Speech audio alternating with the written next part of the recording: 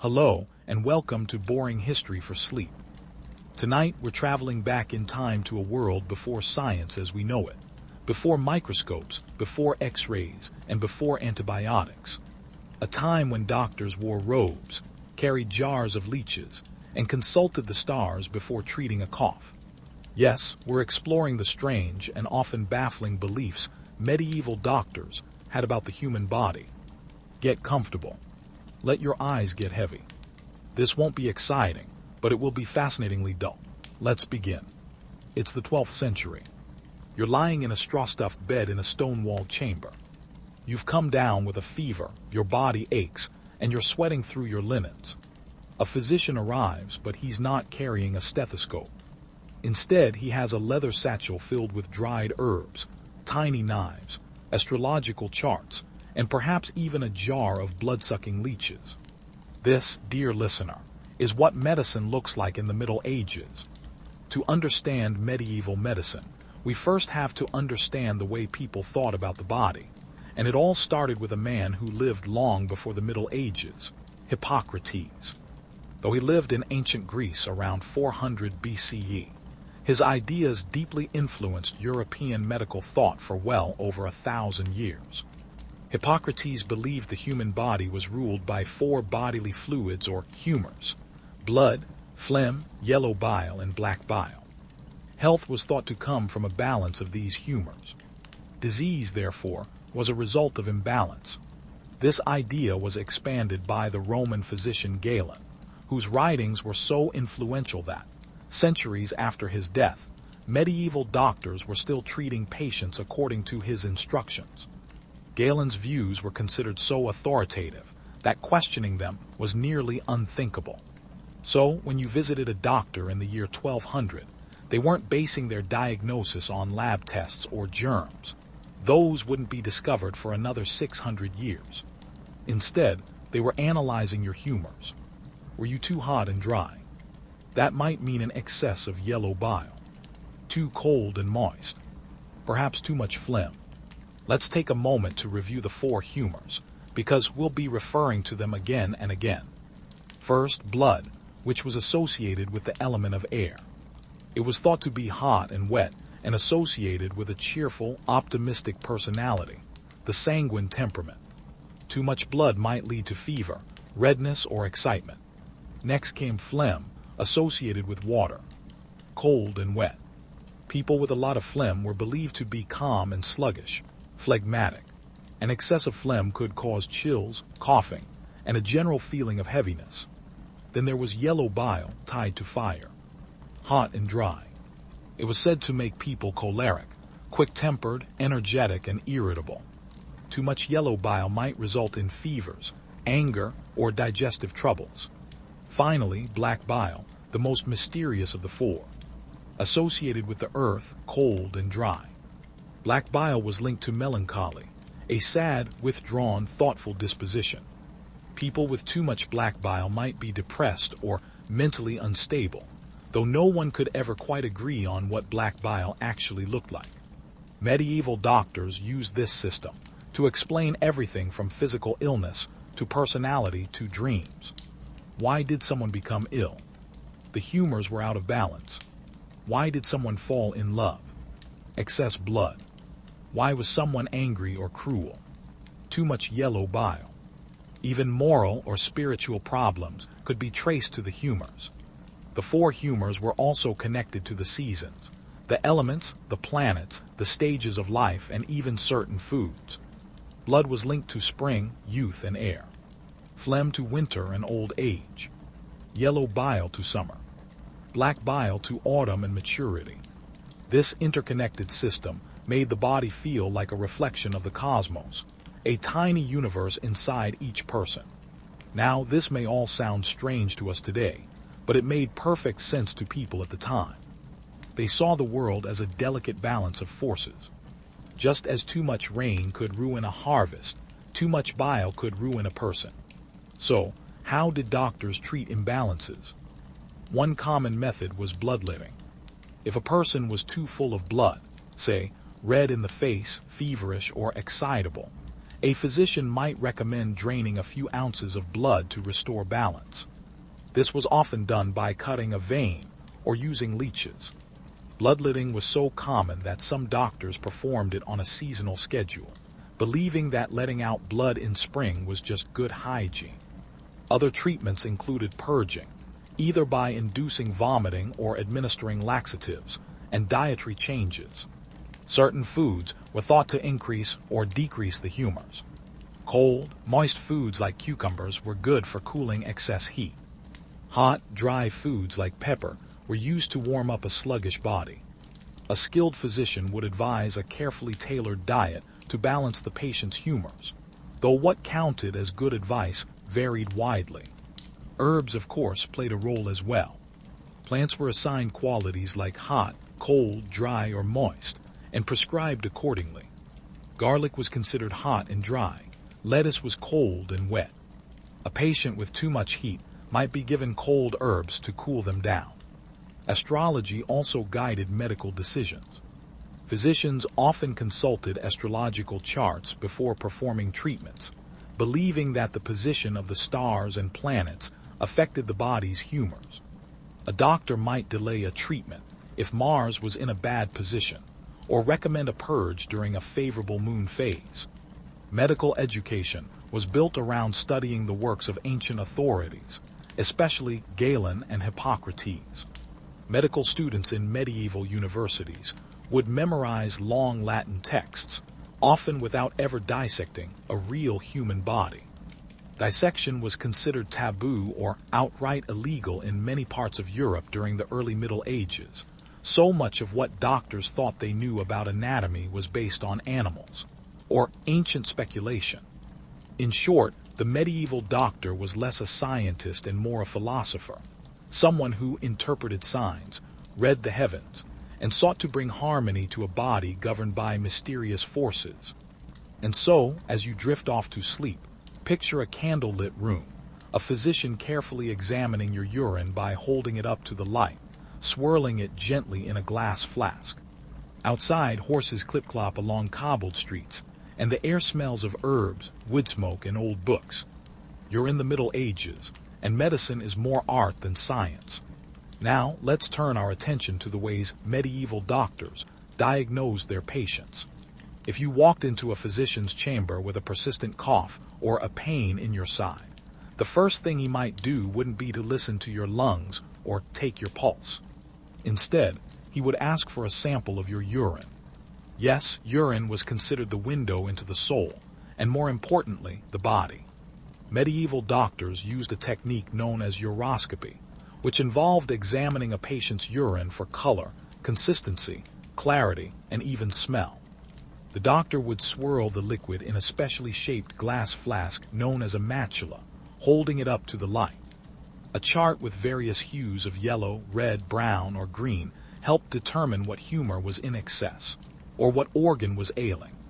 If the urine was clear and pale, that might suggest too much phlegm or a cold imbalance. If it was red and cloudy, it could indicate heat and excess blood. If the physician detected bubbles, sediment, or a strange odor, that too was taken as a sign of internal disharmony. They believed the body expelled its imbalances into the urine, like a messenger bearing news from the organs.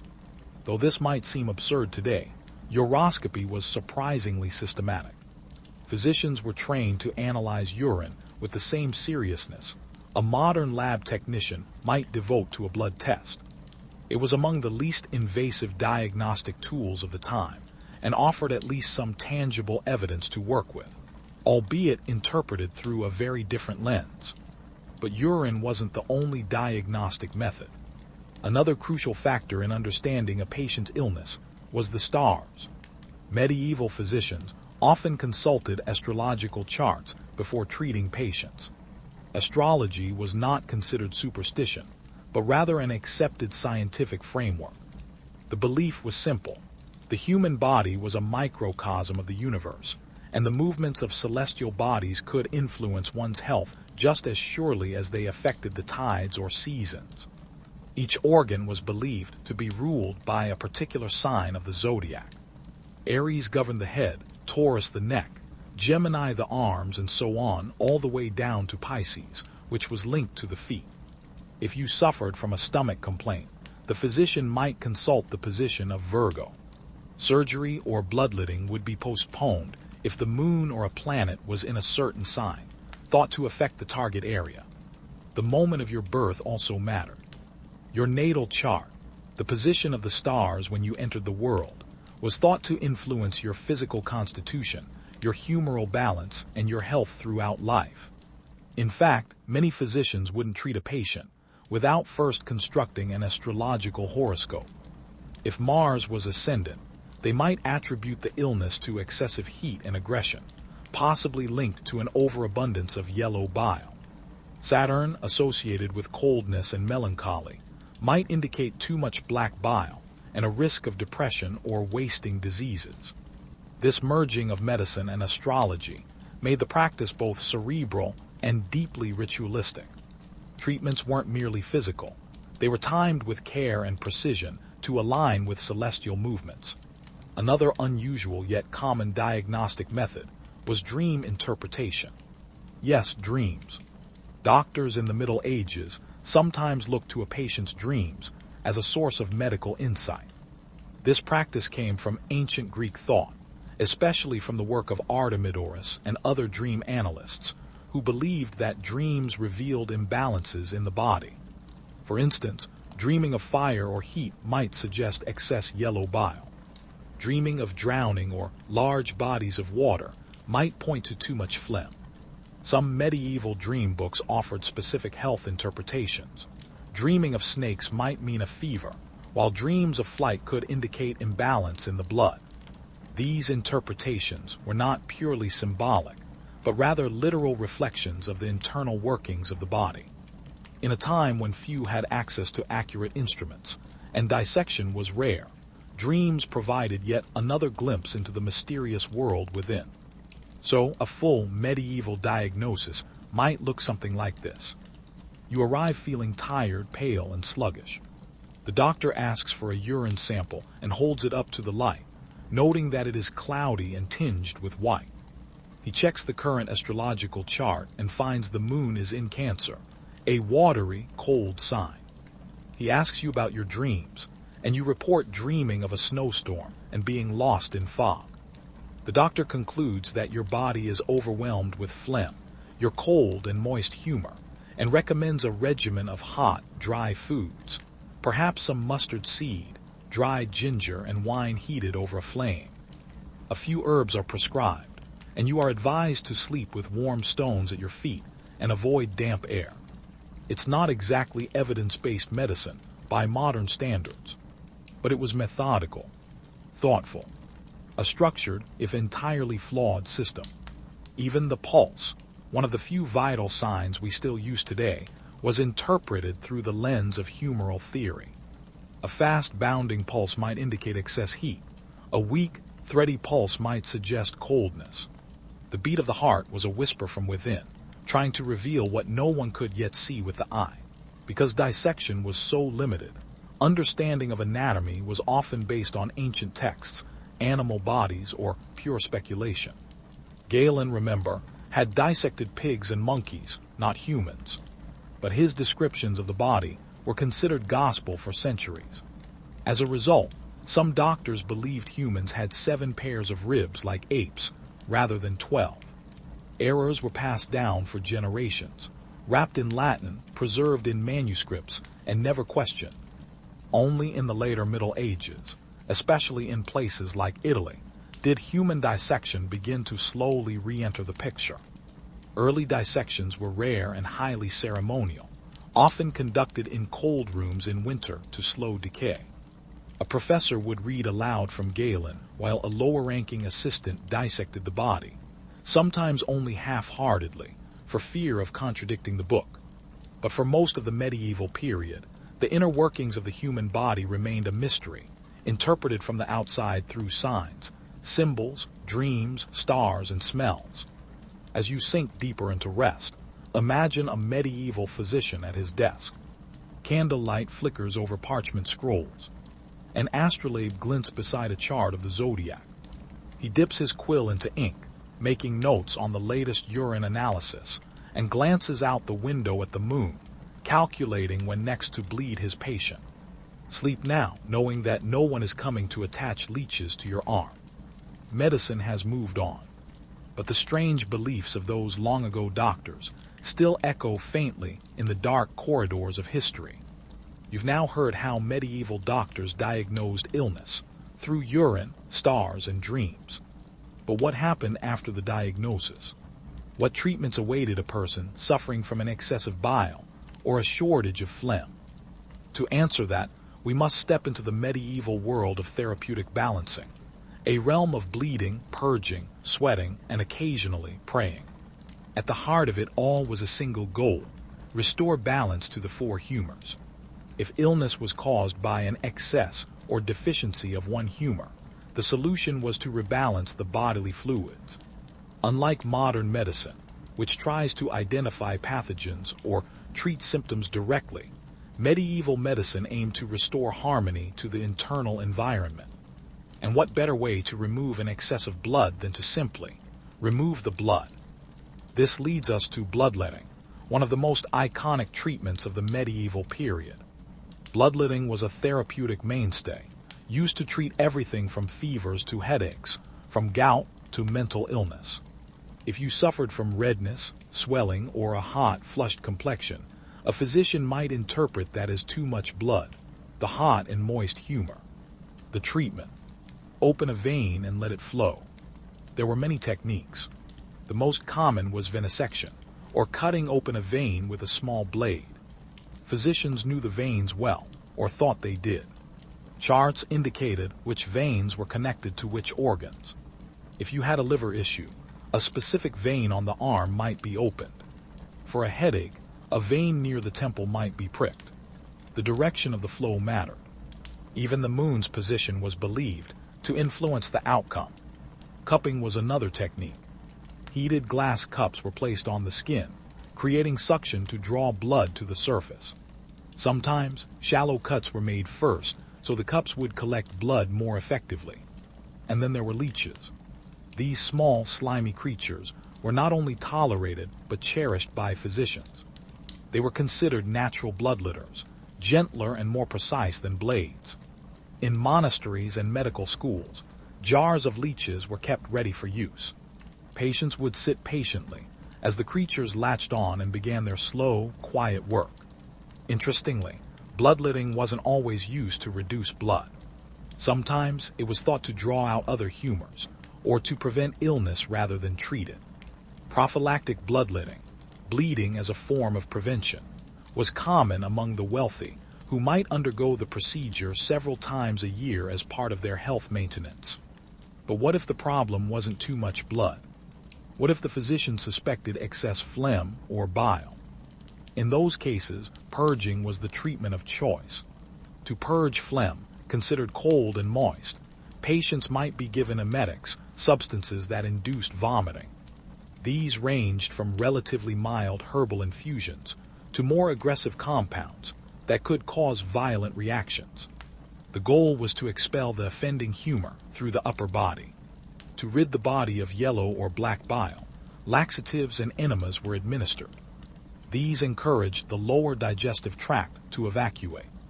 It was believed that bile could accumulate in the bowels and needed to be flushed out to restore proper function. Enemas were surprisingly elaborate. Some were administered with devices made of wood, metal, or even ivory, connected to bladders or tubes. Herbal concoctions, often warm infusions of chamomile, fennel, or olive oil, were introduced into the rectum to cleanse the system.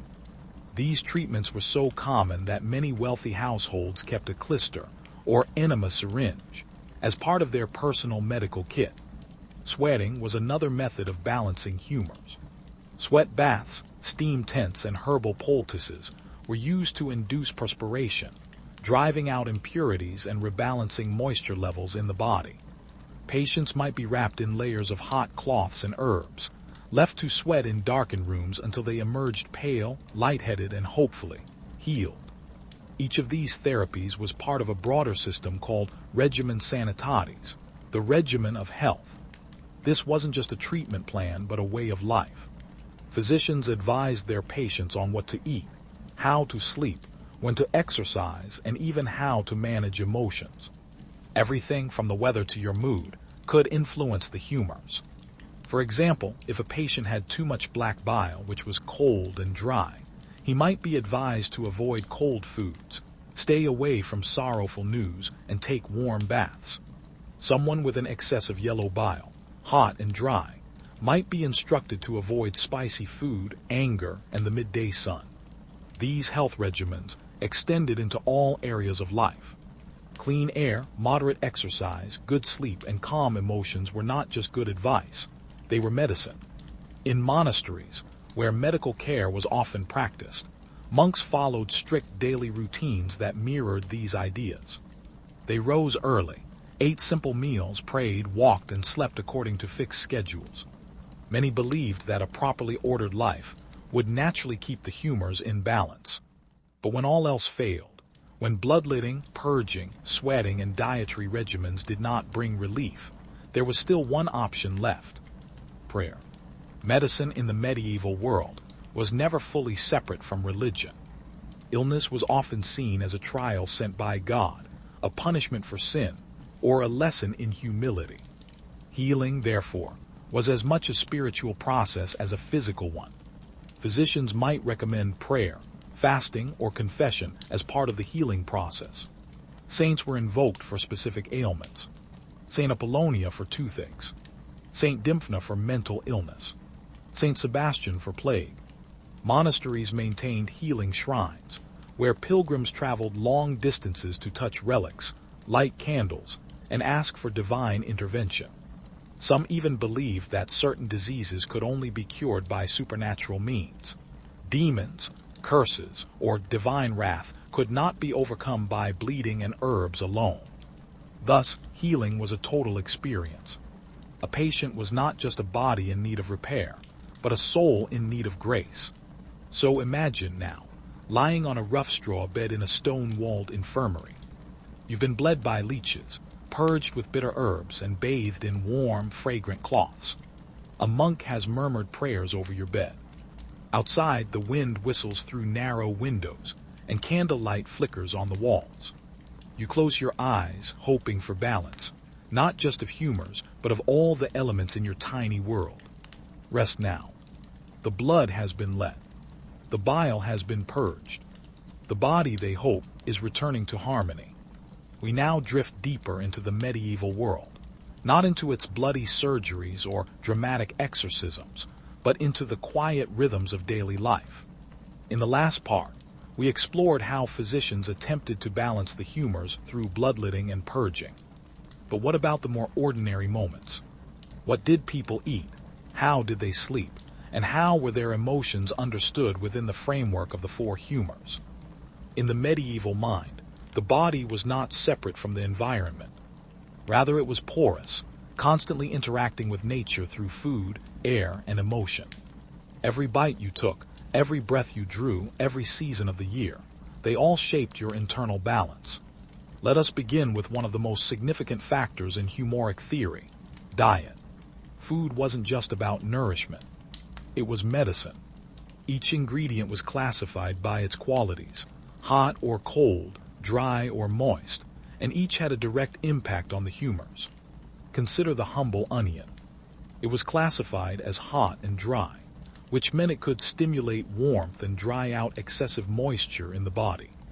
In contrast, a cucumber was seen as cold and moist, good for reducing excess bile, but potentially dangerous for people with phlegmatic dispositions. A physician might prescribe a specific diet to a patient suffering from melancholia, excess black bile. The treatment could include warm, moist foods like boiled chicken with herbs, stewed fruit, and soft bread soaked in broth. A choleric person, full of yellow bile and heat, might be warned away from spicy meats or wine, and instead told to eat cool foods like lettuce, fish, or milk. Even how food was cooked mattered.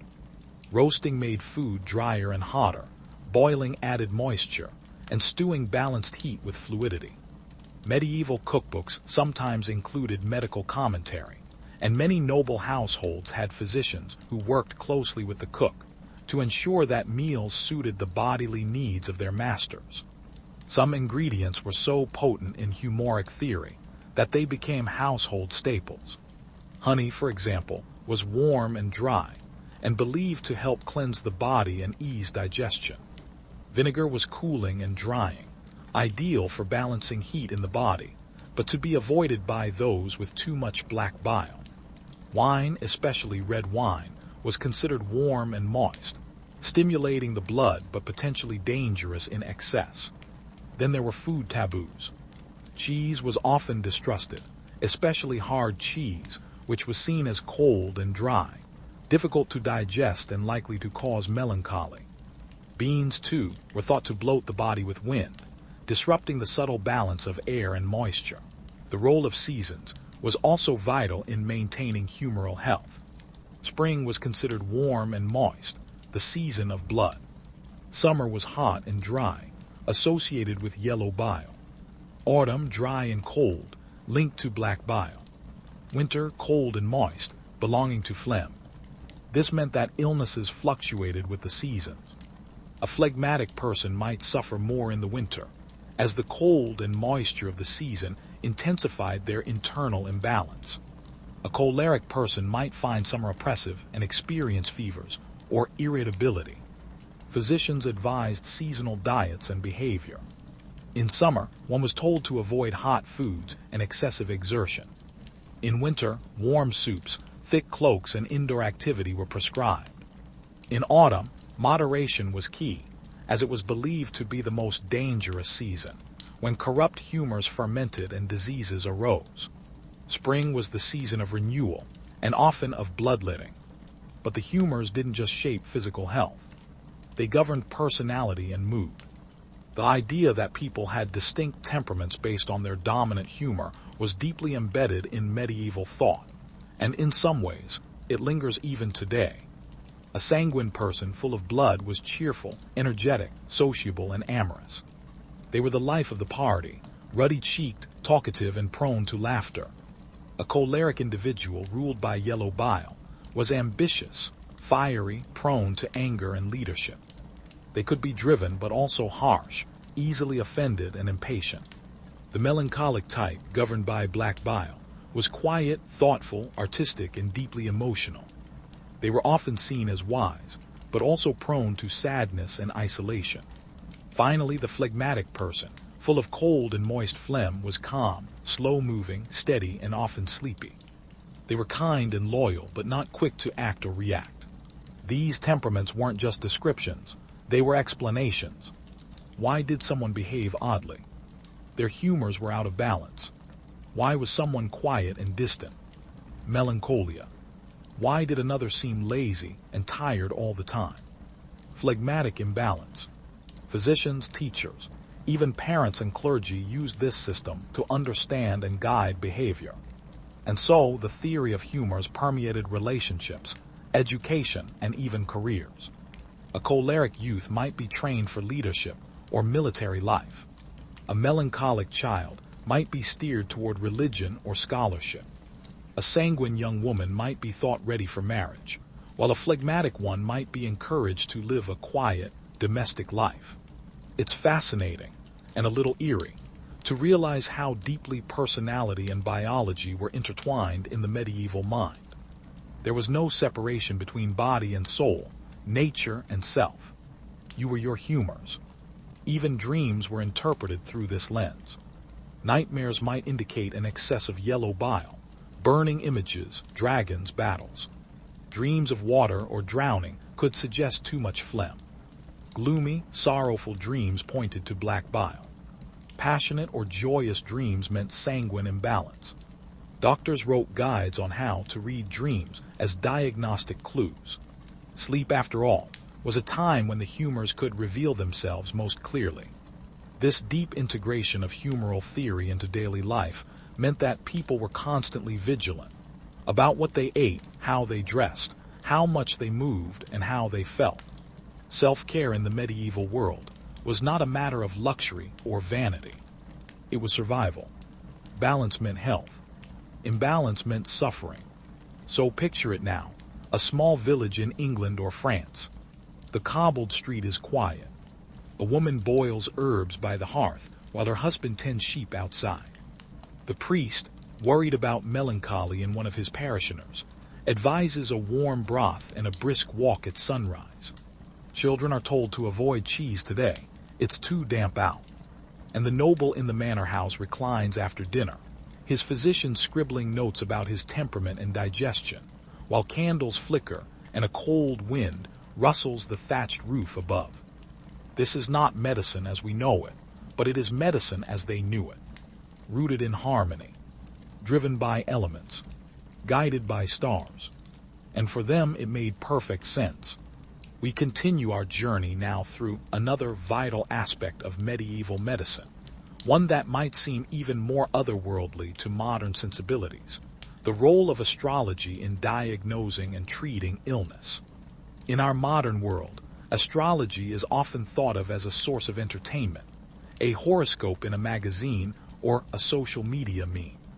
But in the Middle Ages, astrology was a serious science, taught at universities, and regarded as an essential component of a physician's education. Medicine and astrology were inseparable, two threads in the same tapestry. The stars, the planets, the phases of the moon, all were believed to influence the human body, just as they influence the tides and the changing of the seasons. To medieval thinkers, it was obvious that the heavens and the human body were reflections of one another, each governed by cosmic law. The human body, it was believed, corresponded to the zodiac, those 12 signs that ring the heavens. Each sign was said to rule over a different part of the body. Let's drift through them together, from head to toe, as the medieval physician might have done. Aries, the ram, ruled the head and face. Taurus, the bull, governed the neck and throat. Gemini, the twins, held sway over the arms, shoulders, and lungs. Cancer, the crab, was linked to the chest and stomach. Leo, the lion, controlled the heart and upper back. Virgo, the maiden, oversaw the intestines and lower digestive organs. Libra, the scales, ruled the kidneys and lower back. Scorpio, the scorpion, governed the reproductive organs. Sagittarius, the archer, was linked to the thighs and hips. Capricorn, the goat, ruled the knees. Aquarius, the water bearer, was connected to the shins and ankles. Pisces, the fish, held sway over the feet. This zodiacal man, known as the Homo Signorum, was found in medical manuscripts, often depicted with lines pointing from each body part to the corresponding zodiac sign in the sky. This diagram wasn't merely symbolic, it was practical. It told doctors when they could treat certain parts of the body, and when they must not. For example, if the moon was in Aries, you would never perform surgery on the head. Doing so was considered dangerous, perhaps even fatal. The theory was that when a zodiac sign was active, its corresponding body part was especially vulnerable. It went even deeper. The moon's phase and position influenced the effectiveness of treatments. A waxing moon was thought to cause things to grow, to swell, to expand. So certain treatments such as bloodletting were discouraged during this time. Conversely, the waning moon was seen as a time for removal, cleansing, and reduction, ideal for purging and draining. Planetary hours and planetary days added further layers of timing. Each day of the week was ruled by a different planet. Monday belonged to the moon, Tuesday to Mars, Wednesday to Mercury, Thursday to Jupiter, Friday to Venus, Saturday to Saturn, Sunday to the Sun. Each planet had qualities, hot, cold, dry, or moist, that influenced the success of medical procedures. Mars, being hot and dry and associated with blood and war, was thought to increase bleeding. Performing surgery on a Tuesday, Mars Day, could lead to hemorrhage. Conversely, Venus, being moist and cooling, might soothe inflammation.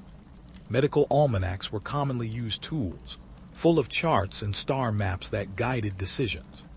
Physicians consulted them regularly before any major treatment. Even midwives used astrology to predict complications in childbirth, or to understand a newborn's temperament based on the time of birth, to a medieval doctor failing to consult the stars before a procedure wasn't just foolish, it was irresponsible. The body and the cosmos were reflections of each other. To ignore the heaven was to misunderstand the very nature of disease and healing. And so patients waited. A man with a badly infected leg might be told to wait until the moon entered Virgo, when the lower digestive organs, not the legs, were under celestial pressure. A woman with headaches might avoid treatment during Aries reign. Even bleeding someone, a simple cut to the arm, required astrological clearance. When the timing was wrong, the risk was cosmic. But astrology wasn't just used to plan surgeries. It was also used to diagnose illnesses. Certain planetary alignments were believed to cause specific diseases. Saturn, the cold and dry planet of age and melancholy, was often blamed for chronic illness, depression, and weakness. Mars, with his burning nature, might cause fevers, rashes, and sudden violence. Jupiter brought bloating and swelling. The moon, ever-changing, was associated with madness, epilepsy, and all manner of mental disturbances. Even comets and eclipses were thought to bring plague or disaster. The appearance of an unusual star might send a physician into frantic study, searching old texts for omens. These cosmic signs were often recorded in monastery chronicles, next to entries about famines or outbreaks of disease. In medical schools, like the one in Salerno or later in Montpellier, astrology was part of the curriculum. Students learned not only anatomy and herbal remedies, but also planetary movements and their meanings. It was not a mystical sideline. It was mainstream science, based on inherited wisdom from Greek, Roman, Arab, and even Babylonian traditions. Today, we may find it hard to believe that learned men in gowns and hoods consulted the stars before applying a poultice.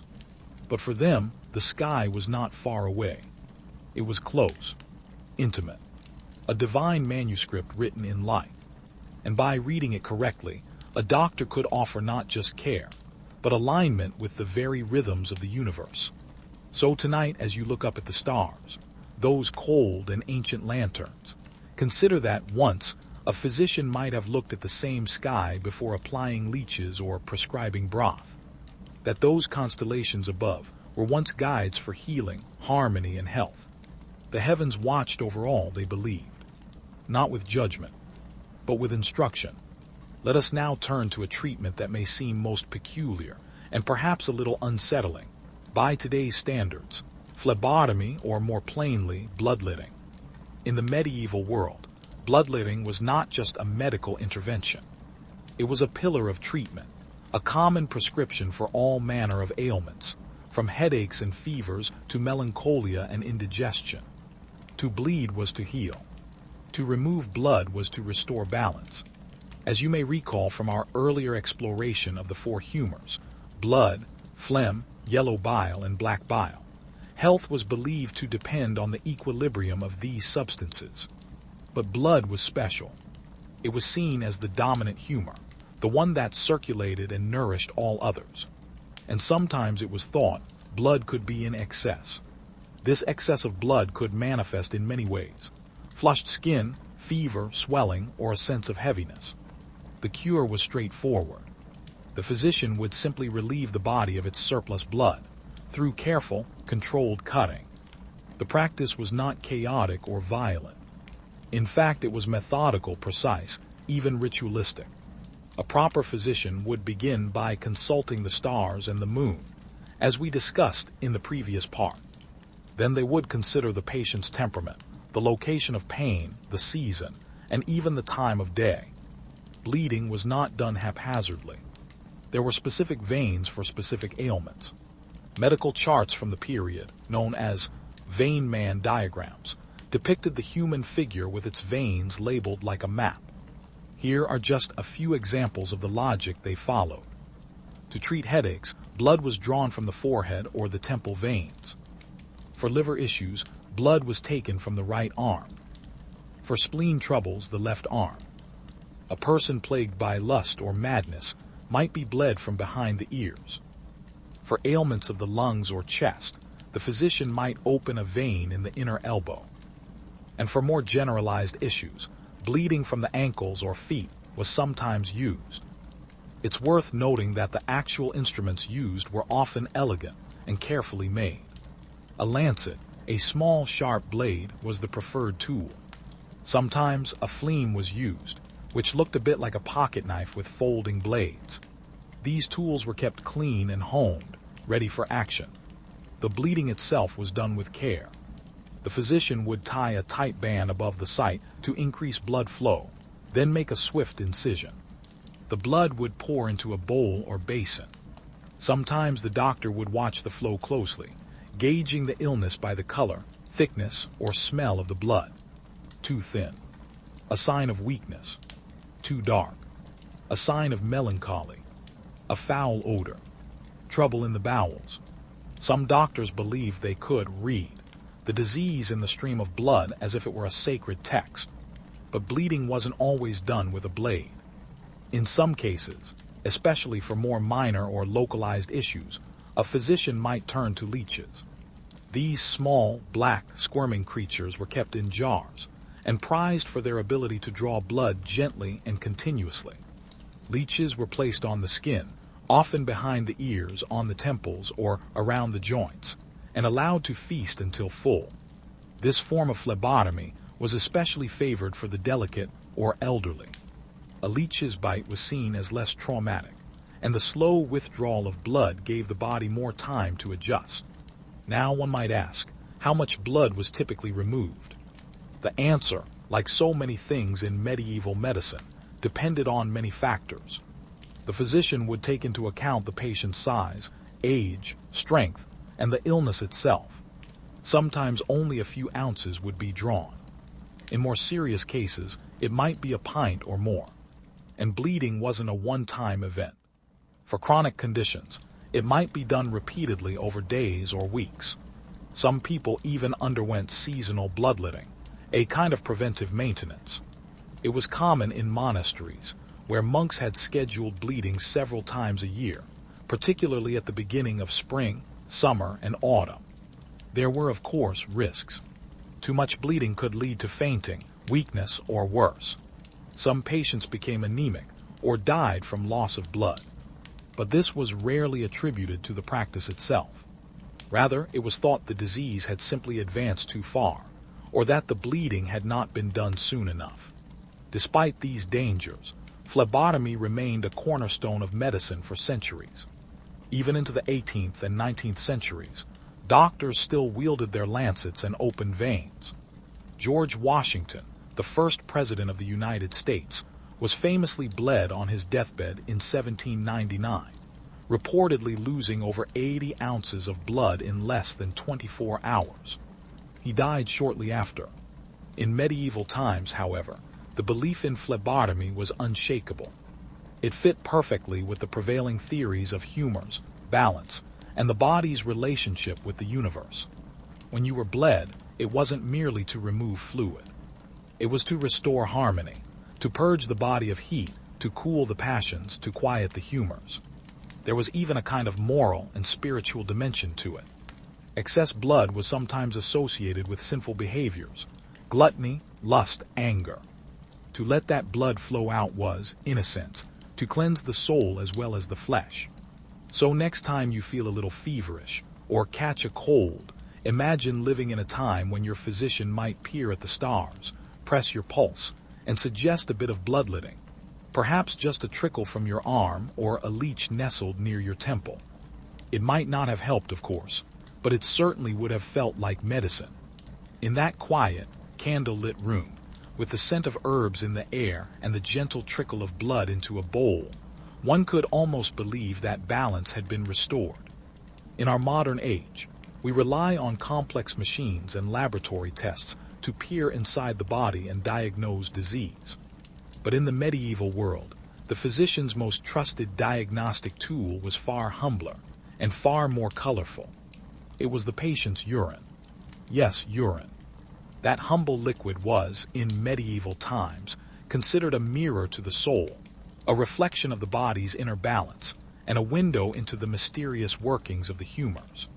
Doctors believed that by examining urine carefully, they could determine not only what was wrong, but where it was wrong, and sometimes even why. This practice was known as uroscopy, and it was one of the most widely practiced and taught aspects of medieval medicine. A medieval physician did not merely glance at a flask of urine and make a guess. The process was detailed, meticulous, and governed by tradition and theory.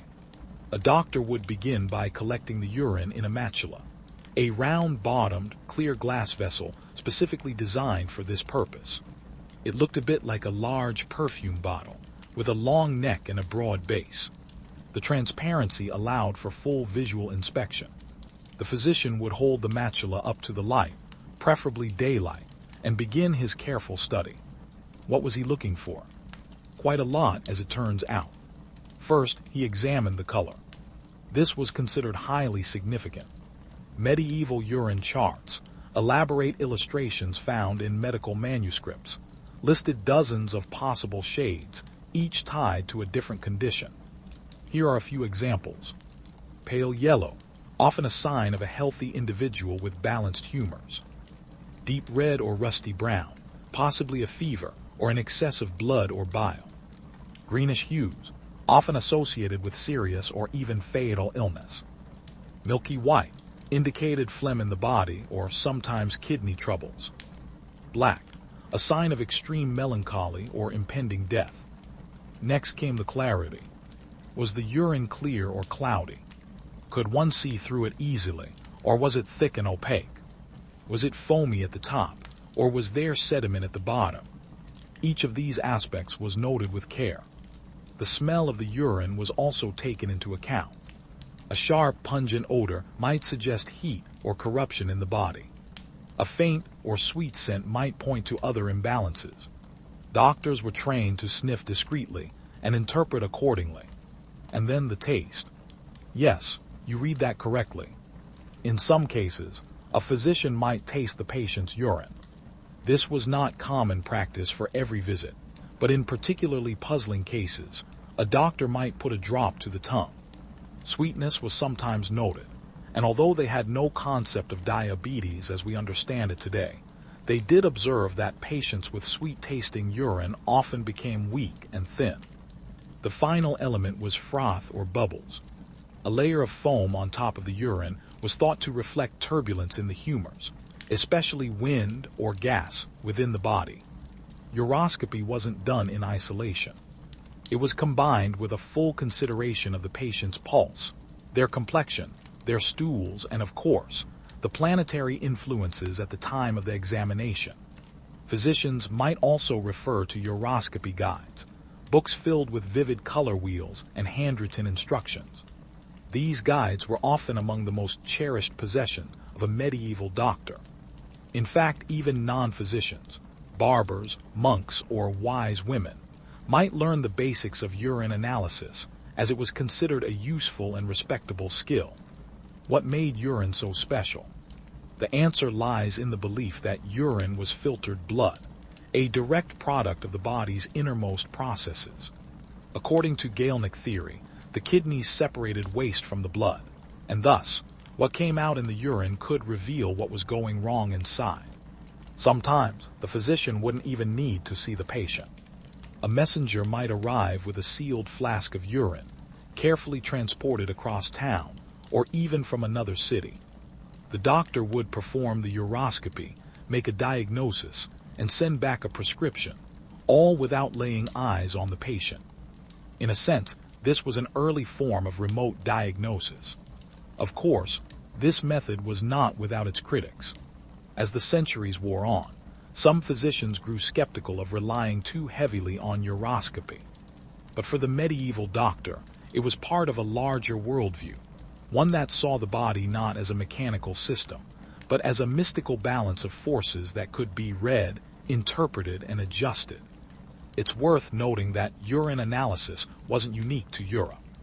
In fact, Arabic and Persian medical texts greatly influenced European uroscopy, especially during the 11th and 12th centuries when many works by scholars such as Avicenna were translated into Latin. These texts added nuance, structure, and even mathematical reasoning to urine diagnosis, and the tradition lived on. Even into the Renaissance, you could find physicians depicted holding up a flask of golden liquid, peering into it with intense concentration. Though it might seem quaint or even laughable today, this practice was rooted in genuine care and observation. The physician was trying to understand the body, to read its signs, and to help restore harmony. Imagine, if you will, the quiet room of a medieval clinic. A doctor in long robes, his brow furrowed, stands by a window. He lifts the macula, and light filters through the golden liquid. He tilts it gently, watching the foam. He checks the color against his chart. Then he nods thoughtfully, jots a few notes with his quill, and begins to prepare a remedy of herbs and heat, guided by the wisdom of the humors and the stars above. In a world without MRIs, blood tests, or even stethoscopes, the humble urine flask became a tool of mystical insight, a golden key to the mysteries of life, health, and the unseen forces that govern the human body. Close your eyes and imagine a time when your health didn't just depend on your diet or your lifestyle, but on the position of the moon, the alignment of the planets, and the exact minute you were born. In medieval Europe, medicine and astrology were not separate fields. They were deeply intertwined, two halves of the same celestial coin. If a medieval doctor wanted to treat your illness properly, he might not start by asking about your symptoms, but rather by consulting a star chart. This practice, known as iatromathematics or medical astrology, was grounded in the belief that the heavens directly influence the human body. The stars were not just distant lights in the sky. They were active forces that could shape your health, your temperament, and even the outcome of your surgery. The idea wasn't entirely homegrown in Europe. Like so many concepts in medieval medicine, medical astrology was heavily influenced by Arabic, Persian, and Greek traditions, especially those of Claudius Ptolemy, Hippocrates, and Galen, as well as Muslim scholars like Al-Razi and Avicenna. Their texts, when translated into Latin, became the guiding hand for European physicians. To understand medical astrology, we must first consider the belief that the human body was a microcosm of the universe, a little world within the great cosmos. Just as the universe was ruled by the harmonious movements of celestial bodies, so too was the body governed by the balance of humors and the influence of the stars. Each part of the body was thought to correspond to a zodiac sign, a concept known as the zodiac man. Medieval manuscripts often featured a striking image of this figure, usually a naked man, surrounded by the 12 signs of the zodiac, each pointing to a different body part. Here's how the associations generally broke down. Aries, ram, head and face. Taurus, bull, neck and throat. Gemini, twins, arms and lungs. Cancer, crab, chest and stomach. Leo, lion, heart and upper back. Virgo, virgin, abdomen and intestines. Libra, scales, kidneys and lower back. Scorpio, scorpion, reproductive organs. Sagittarius, archer, thighs. Capricorn, goat, knees. Aquarius, water bearer, legs and ankles. Pisces, fish, feet. So if you had a headache, the doctor might note that Aries rules the head. Before prescribing a treatment, he would check whether the moon was passing through Aries, or if any malefic planets like Mars or Saturn were exerting their negative influence there. This wasn't just a casual inquiry. Doctors carried or referenced ephemerides, astronomical tables showing the daily positions of the stars and planets.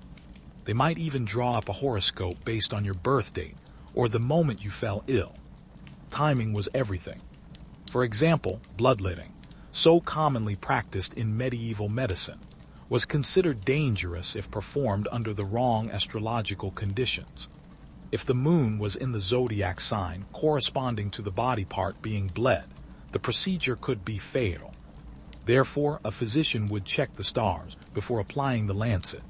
Certain herbs were also thought to have planetary influences. Mars, for instance, was associated with hot, sharp, red herbs like nettle or mustard. Venus, by contrast, was linked to gentle, cooling plants like violets and rose petals. A skilled doctor might prescribe a Mars herb to drive out phlegm, a cold, wet humor, or a Venus herb to calm excessive heat.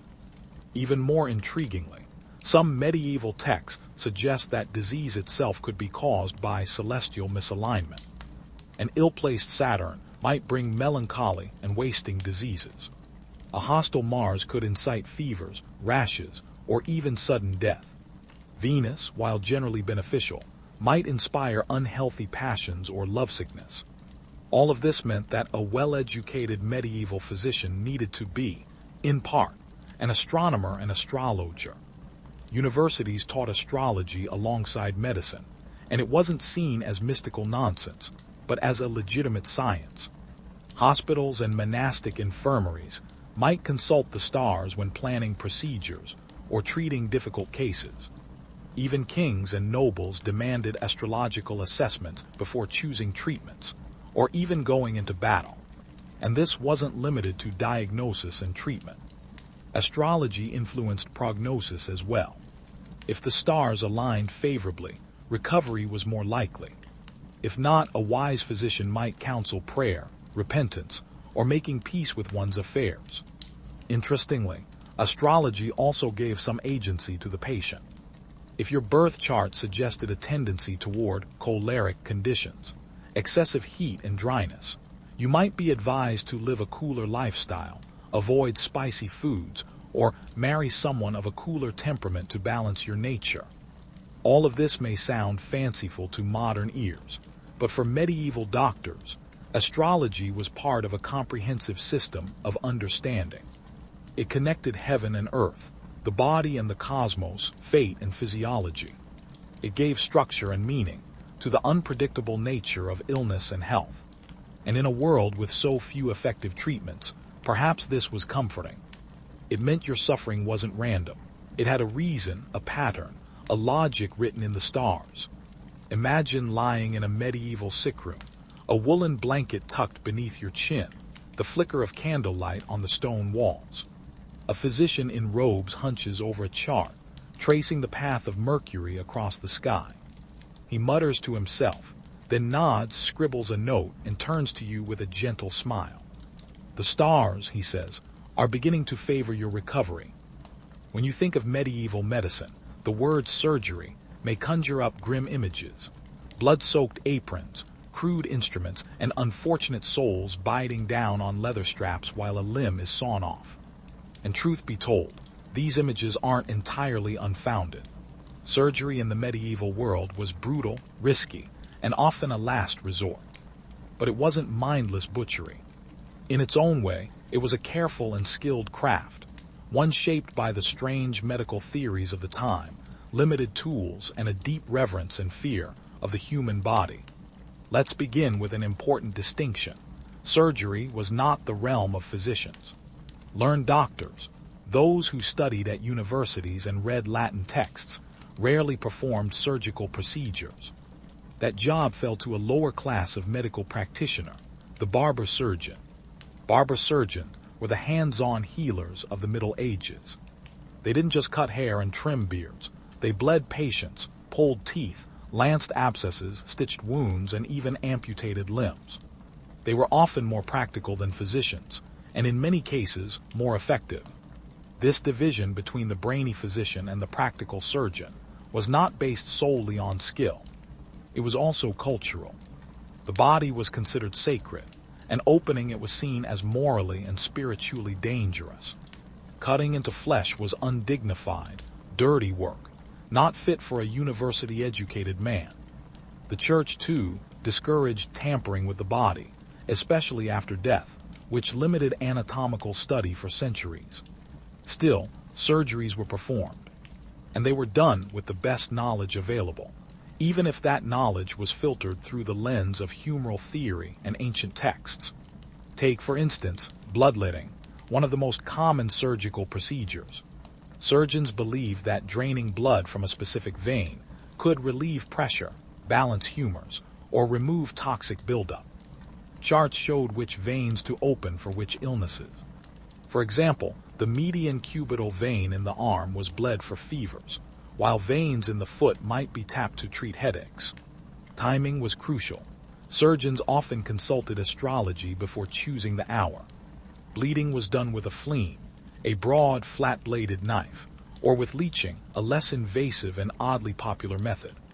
In some monasteries, monks were bled regularly, as a form of bodily purification.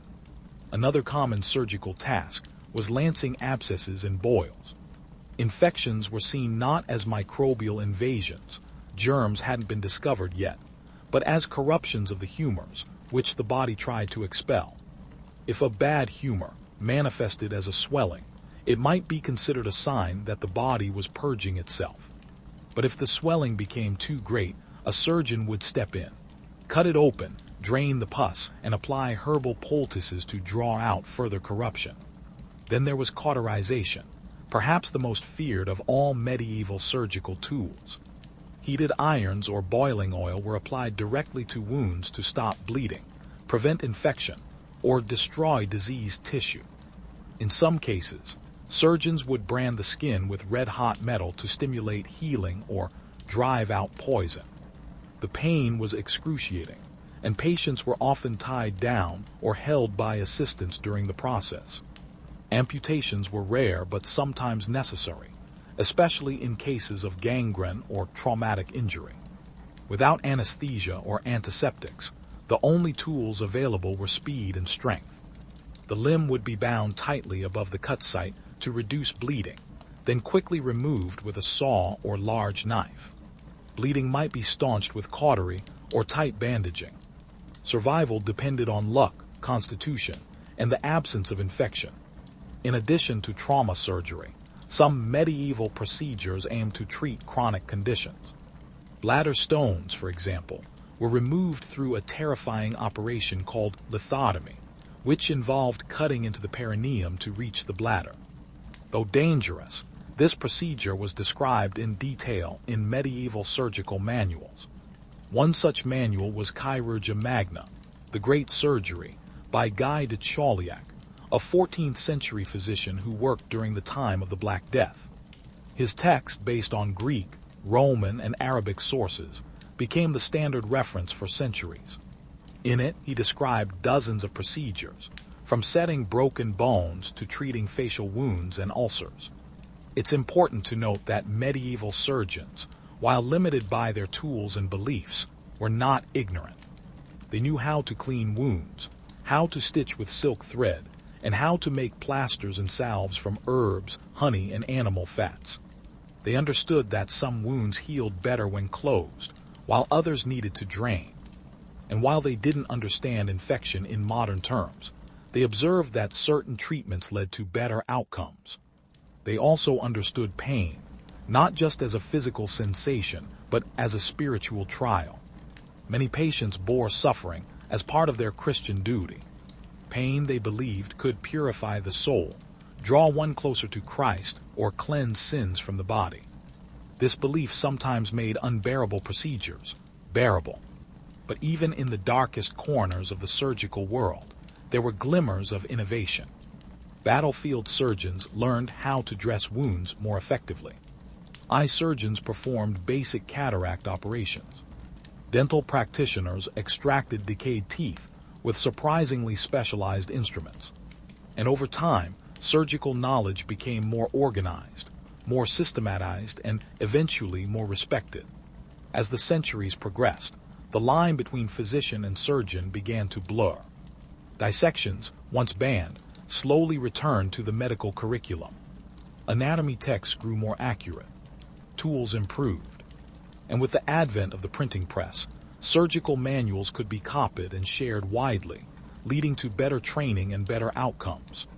Still, for most of the medieval period, surgery remained a terrifying necessity, a dance with death performed by steady hands and watched over by hopeful prayers. So the next time you shiver at the thought of medieval surgery, remember, those practitioners, however flawed their understanding, were trying, bravely and skillfully, to do what medicine has always sought to do: save the body, ease the pain, and restore the life within. When it came to understanding the human body, medieval doctors struggled equally with both male and female anatomy, but they struggled differently. Women's health in the Middle Ages was shrouded in mystery, anxiety, and a great deal of imagination. The female body, in the eyes of medieval physicians, was not simply a variation of the male. It was an entirely opposite creature, both physically and spiritually. To begin understanding these beliefs, we must return once more to Galen, whose ideas persisted for more than a millennium. According to Galenic thought, the female body was a colder, wetter version of the male. Women were considered less complete, biologically inferior, and less stable in temperament because of this supposed dampness. Their humoral balance leaned toward cold and moist, which was believed to explain both their physical form and emotional state. One of the most striking beliefs of the time was that women were essentially inverted men. Anatomists taught that all of the same parts existed in both sexes, just arranged differently. The uterus, for instance, was considered an internal version of the scrotum. The ovaries were internal testicles. Everything was tucked inside due to the cold nature of women, preventing the organs from pushing outward and developing fully, as they supposedly did in warm, energetic males. This logic extended into the way doctors approached female illness. Because women were colder and moister, they were thought to be more susceptible to imbalances of phlegm and black bile, leading to conditions like hysteria, melancholia, and excessive weeping. The most notorious concept in medieval gynecology was the idea of the wandering womb. Doctors believed the uterus was not fixed in place, but could move freely about the body. If it strayed too far, it might press on vital organs and cause a range of symptoms: fainting, choking, paralysis, or sudden fits. The womb in these theories was almost a creature of its own, restless, hungry, and disruptive. How did one treat a wandering womb? By coaxing it back to its rightful place. This often involved sweet-smelling herbs placed near the vagina and foul-smelling substances waved under the nose, trying to lure the womb downward.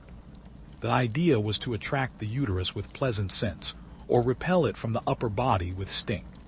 It's hard not to imagine this with a modern chuckle, but it was taken very seriously for centuries. The womb was also blamed for hysteria, a now outdated term rooted in the Greek word hystera, meaning uterus. Hysteria was a catch-all diagnosis for women exhibiting emotional distress, seizures, sexual frustration, or strange behavior. Treatments ranged from herbal remedies to, in some cases, spiritual interventions like exorcism, since these behaviors were sometimes attributed to demonic possession. Another major focus of medieval medicine was menstruation. Periods were both feared and misunderstood. Physicians viewed menstrual blood as a form of natural purging, a necessary bleeding that helped balance women's humors. If menstruation didn't occur regularly, it was seen as a dangerous retention of bad blood, which could cause illness or madness. There were many strange theories about menstrual blood. Some believed it was toxic, capable of spoiling food, rusting metal, or killing crops if it touched them. Others feared it had dark magical properties, used by witches or passed from mother to child. On the other hand, regular menstruation was considered essential for health, and remedies were devised to restore it in cases of absence. Midwives and physicians alike prescribed herbal emmenagogues, plants like pennyroyal, mugwort, or rue, to stimulate bleeding.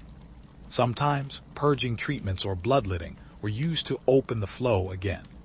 As for pregnancy and childbirth, these were times of both joy and mortal peril. Childbirth was the most dangerous event in a woman's life. Without anesthesia, antiseptics, or modern techniques, even a normal labor could turn deadly from infection, hemorrhage, or obstructed birth. Women typically gave birth at home, assisted by midwives, who passed down practical knowledge from generation to generation. Some midwives were deeply respected and experienced, while others were suspected of witchcraft or malpractice. The church often viewed their work with suspicion, especially when childbirth involved charms or rituals that bordered on folk magic. Midwives used birthing stools, furniture designed to allow the woman to sit upright while pushing. Herbal painkillers like poppy, mandrake, or henbane were used sparingly, as pain was often seen as part of Eve's biblical curse. Some texts even suggested that suffering during labor was spiritually beneficial. Doctors, when present, were rarely involved unless something went terribly wrong. If a baby was breech or stuck, a male surgeon might be called in for an emergency, sometimes with horrifying results. Instruments like hooks and forceps were used without anesthesia, and the survival rate was grim. One curious aspect of medieval obstetrics was the belief that a child's sex could be predicted or even influenced during conception. Doctors advised couples to eat specific foods, time intercourse, according to the stars to conceive a boy or a girl. A boy was thought to be conceived on the right side of the womb, and a girl on the left. Another example of applying cosmic or symbolic logic to biological processes. Breastfeeding was also governed by theory. It was believed that breast milk was a form of purified menstrual blood, transformed by heat and digestion. Mothers who were cold or impure were discouraged from nursing their own children. Instead, wet nurses, often chosen for their physical traits or humoral temperament, might be hired to feed the baby. One particularly strange belief was that a man could also breastfeed under the right, or rather, wrong humoral conditions. If a man's body became too cold and moist, some thought his breasts could produce milk. While rare, there are historical accounts of men lactating during illness or starvation, events that were seen as bizarre and deeply unnatural. Throughout all these beliefs, one theme remains constant. The female body was seen as unpredictable, inferior, and even dangerous. Its rhythms were mysterious. Its functions were unstable, and its ailments were often interpreted through a lens of fear, superstition, and moral judgment. And yet, even within this flawed system, there were moments of empathy and care. Midwives did their best with what they had. Herbalists passed down remedies that, in some cases, genuinely helped.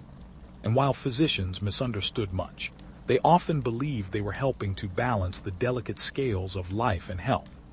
In the medieval mind, the female body was a battleground of humors, wombs, and wandering spirits. But behind the superstition was a deep desire to understand and to heal, however strange the methods may seem to us now.